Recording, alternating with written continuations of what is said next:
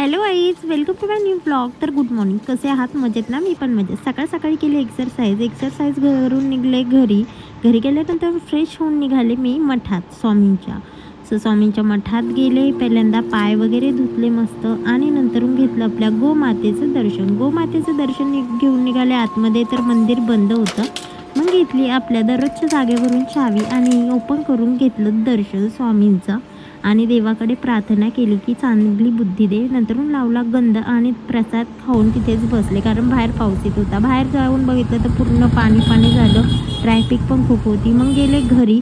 तर माझ्या न आवडती भाजी आणि चपाती बनली होती. तर मम्मीला मस्तपैकी भाकर आणि टोमॅटोची भाजी बनवायला लावली आणि मी गेले बाहेर. तर मस्त कॅट होती बाथरूमच्या तिथे, सो तिला बघत बसले. त्यानंतरून आले घरात, केला थोडा आराम आणि त्यानंतर बघते तर मम्मीचा स्वयंपाक झाला होता. मग मस्तपैकी भाकर आणि टोमॅटोची चटणी खाल्ली.